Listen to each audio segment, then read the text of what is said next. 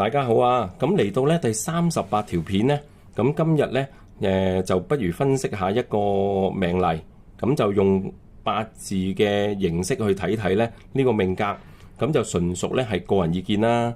咁啊，因為平時咧我本身就冇特別去追嗰啲娛樂新聞嘅，咁 YouTube 彈出嚟咧就話李小姐李思華小姐咧，咁就拍咗一啲唔知咩內地嘅節目，咁啊講自己嗰個私人嘅感情事啦。咁就同姓車嘅嗰個教練拍咗好耐拖，咁啊話嗰個教練啊唔好理，咁啊而家又話復合，咁即係睇下會唔會係都崎嶇咯？佢本身嗰個感情路。咁咧，如果喜歡今日呢條片咧，麻煩訂閱、讚好、留言同埋分享。咁咧，2026年嘅丙午流年批算啦，同埋其他嘅算命啊、風水咧，有興趣嘅，咁啊可以聯絡下呢個電話，咁就用 WhatsApp。咁或者咧有啲乜嘢想分析下或者傾下偈，亦都可以聯絡嘅。咁啊多謝晒先。咁啊而家咧正式開始啦。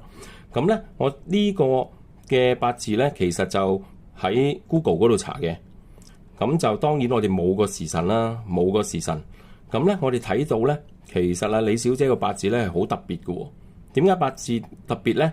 就係第一，佢就係辛酉年出生啦，庚寅月，辛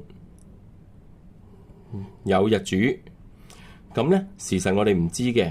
咁其實咧第一樣嘢咧，佢嘅特色咧就係基本上咧就係全部金，全部金。天干咧我哋有辛啦，有庚啦，有辛啦。而地支咧，我哋有酉啦，兩個酉咁同埋一個寅啊。咁其實咧，我哋冇時辰，咁但係咧，我哋好有特色呢一個咧，我就好明顯佢係身強啦，因為佢咁多比劫。咁但係點解佢呢一個咧俾人圍攻啊？嗰個財啊，因為比劫係黑財啊嘛，都唔會當佢重格咧，因為我會覺得月令咧，其實基本上個力量好大嘅。咁如果月令係二檔嘅話咧，其實佢好難去專旺咯。我哋去咁樣睇。咁咧，我哋先睇睇咧，佢本身呢個命格有咩特色先。嗱，咁第一咧，我會覺得咧，佢就一定係身強噶啦。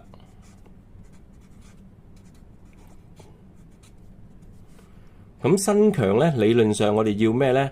就係要克泄啊嘛。咁第一咧就係木啦，係財啦。或者係佢個火啦，官殺星，或者咧係水啦，或者係水呢個泄佢嘅。咁而我哋忌係咩咧？忌幫身運啊嘛。例如我哋忌土嘅，戊土或者己土天干啦。咁啊，總之係土啦。地支咧就辰戌丑未啦。咁同埋另外一樣嘢咧，我哋忌係咩咧？忌佢比劫，因為已經好多啦。忌金。咁呢兩點咧，我哋就知咯。咁第二樣嘢咧，佢本身咧，其實咧係自刑嘅，有自刑。呢度我哋知道啦，本身咧係自己係帶自刑嘅，同埋咧佢年柱同佢自己咧係伏吟。不過今日我哋唔講啦。如果伏吟咧，可能係父母啊，或者係嗰個叫做祖輩啊，嗰個婚姻都會有啲問題㗎。咁呢個我哋唔講啦。咁另外咧，佢咁多比劫，你就一定會睇，唔會得佢係獨生女啦，一定係多兄弟姊妹啦，兄弟姊妹啦。咁第四啦。我哋會睇到呢個好明顯係咩咧？就係話有一個一模一樣嘅自己出現，咁即係咧加埋天干仲有庚咧，其實佢好多時咧都有競爭者啊，好多時都有競爭者。呢個你又 mark 低啦，競爭者。同埋咧，佢嘅性格咧，因為好彩咧，佢嘅性格係辛金，佢唔係庚金，所以咧其實就説話技巧上啊，都係比較嬌柔一啲嘅，咁就唔會話咁硬得咁緊要。咁同埋咧好白淨啦，你咁多金係咪先？咁啊好白淨啦。咁另外咧，佢唔係冇朋友㗎，佢唔會單獨行事㗎，咁啊不會單獨行事，咁啊會同朋友一齊做嘅，咁啊好似佢同其他有啲藝員都好 friend 嘅，咁啊呢一個咧係佢本身嗰個特點。好啦，咁大概咧我哋睇咗佢呢一啲特點咧，我哋就睇翻咧佢嗰個大運點樣配出嚟咯。咁佢咧2018年開始咧就去到呢個甲午嘅大運。咁2018年至到2027啦，即係而家2026就嚟過啦。咁佢嗰個甲嘅大運咧，其實第一樣嘢我會睇到咧，佢個財變成咧通根透乾啦，突出咗個財。咁但係佢都幾多人分嘅喎，個財。咁同埋咧，佢會出現一個甲午。咁其實咧，佢變成一個咧半火局咯。咁其實係佢嘅官殺嚟嘅。咁其實半火局佢嘅官殺咧，其實就強翻咯。咁佢可能咧，其實呢一個運咧，2018年呢一個運咧，地支個官殺強翻咧。官殺有兩樣嘢啦，第一可能係佢嘅事業啦，亦都係佢嘅男性朋友或者係佢嗰個情人老公。咁其實咧就會現咗出嚟咧，會一個半火局出現咗啦。咁而天干咧又有財，咁我哋呢度咧又可以知道。咁但係咧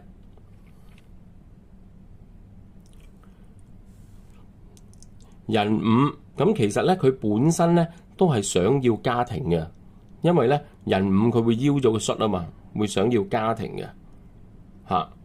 咁所以變咗咧，其實但係佢年青嘅時候咧，因為咧佢嗰個年歲嘅問題一路行過嚟咧，佢年歲比較輕嘅時候咧，其實咧佢都係有競爭者，兼且咧人哋同佢一樣咧咁強嘅，但係個時段咧就人哋佔優，咁有機會咧以前都失敗過啦，嗰個感情係俾人即係搶過，俾人搶過。簡單嚟講，咁咧我哋就睇一睇佢出年啦，出年睇下佢出年，咁佢出年咧就係一個丙午喎。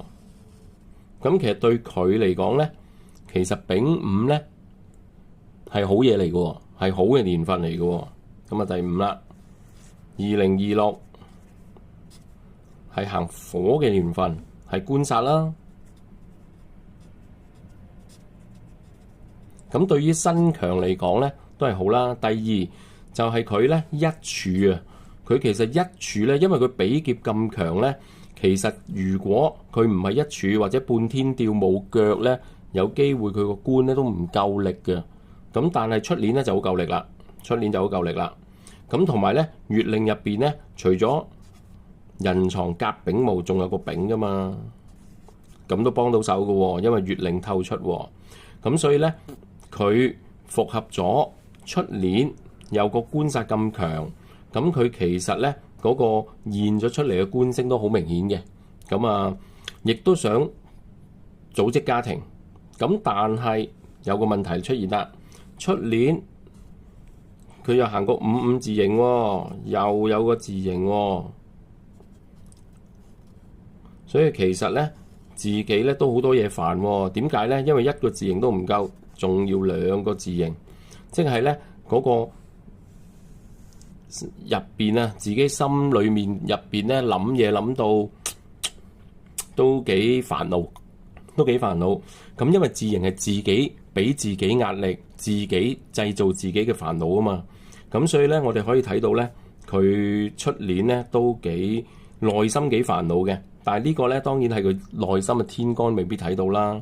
咁同埋咧，官來合我，丙申又合喎。咁其實咧出年咧，唔知會唔會結婚咧？有機會結婚咁咯。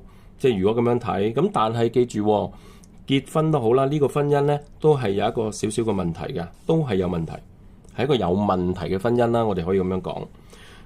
咁但係講就照直講啫。咁其實我哋都係希望佢幸福快樂啦。咁因為如果咧另外一半即係佢嘅男朋友咧，其實就好似話啲記錄都麻麻嘅。咁呢個係我哋純粹外家人睇，但係亦都冇佢八字，亦都冇上網都揾唔到嘅。咁我希望李小姐除咗事業可以更上一層樓之外，咁啊都有自己嘅家庭或者有幸福嘅美滿嘅生活啦。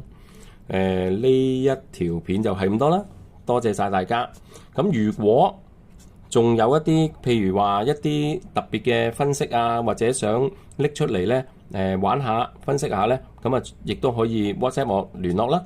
咁但係呢，以上純粹都係個人嘅意見嚇。咁如果有啲大師傅批得唔好嘅，咁啊唔好見怪啦。好，呢一集係咁多，拜拜。